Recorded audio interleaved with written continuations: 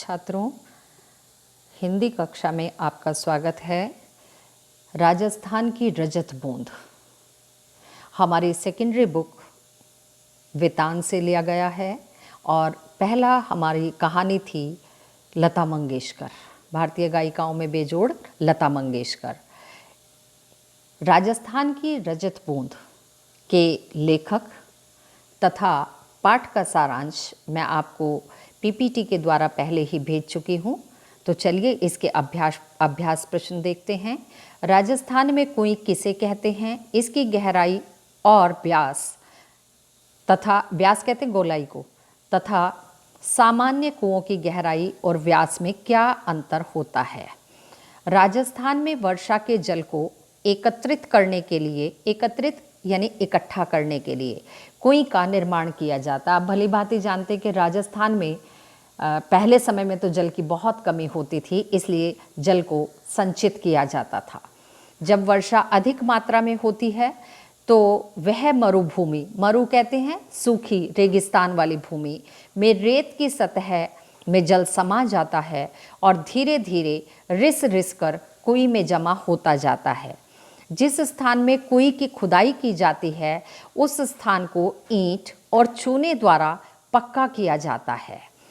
कुएं की गहराई सामान्य कुओं की तरह ही होती है, यानी 50-60 फीट, लेकिन इसके व्यास में बहुत अंतर होता है। सामान्यतः कुओं का व्यास 15 से 20 हाथ का होता है, जबकि कुएं का व्यास केवल 4-5 हाथ का ही होता है। कुएं का स्त्रीलिंग भी हम इसको कह सकते हैं। दूसरा प्रश्न देखेंगे, दिनों दिन बढ़ती पानी की समस्या से निपटने में यह पाठ आपकी किस प्रकार से मदद कर सकता है तथा देश के अन्य राज्यों में इसके लिए क्या उपाय किए जा रहे हैं, ये आप जानिए, समझिए और लिखिए। चलिए हम इसको देख लेते हैं उत्तर को। हमारे देश में दिनों दिन पानी की समस्या बढ़ती जा रही है क्योंकि हम पानी की बचत नहीं करते हैं। देश के कई ऐसे राज्य हैं जहां इस समस्या से निपटने के लिए अनेक तरह के उपाय किए जा रहे हैं। प्रस्तुत पाठ में भी जल संरक्षण के उपाय के विषय में बताया गया है। भारत के ऐसे बहुत से क्षेत्र हैं जहां लोगों को पानी लाने के लिए 10-10 किलोमीटर से भी अधिक दूरी तय करके जाना पड़ता है। इन क्षेत्रों में कुएं का निर्माण करके इस समस्या से निजात पाई जा सकती है, अर्थात छुटकारा पाया जा सकता है। जहां कुएं का निर्माण नहीं किया जा सकता वहां घर की छतों और आंगन में वर्षा के जल को संग्रहित किया जा सकता है। पिछले दिनों एक मैंने टीवी पर ही प्रोग्राम देखा था जिसमें आई थिंक गुजरात का दिखाया गया था कि वर्षा के दिनों में वो किस तरह से जल को संरक्षण करते हैं और उसको प्यूरिफाई करके अपनी पूरी सोसाइटीज़ में पहुंचाते हैं। राजस्थान के अतिरिक्त दक्षिण भारत के कई राज्यों में भी जल संरक्षण के उपाय किए जा रहे हैं। जल संरक्षण के लिए दक्षिण भारत के राज्य जैसे तमिलनाडु, आंध्र प्रदेश और कर्नाटक में विशाल पथरीले जलाशयों में पानी को एकत्रित किया जाता है।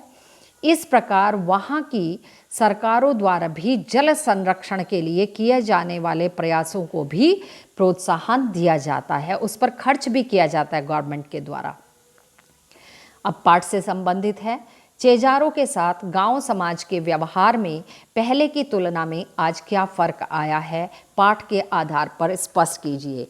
पहले तो जो चेजारो होते हैं, चेजारो यानी कुएं का निर्माण करने वाले, तो पुराने समय में तो इन चेजारों के साथ ये किया जाता था कि कोई भी बड़ा त्यौहार होता था, होली दिवाली, उन पर इनको विशेष रूप से गिफ्ट्स दिए जाते थे, अनाज आदि दिया जाता था। और जब ये कुएं का निर्माण करते थे तो इनको पैसा अलग से दिया जाता था क्योंकि उसमें सफलता मिल जाती थी। कुएं का पानी पीने योग्य होता है और मीठा जल होता है। जहाँ एक तरफ राजस्थान में पूरा पानी खारा होता है तो ये मीठा जल होता है क्योंकि इसका इन्हीं को पता होता है कि कहाँ खड़िया पट्टी है, कहाँ हमें पानी की खुदाई के लिए कुएं बनानी है।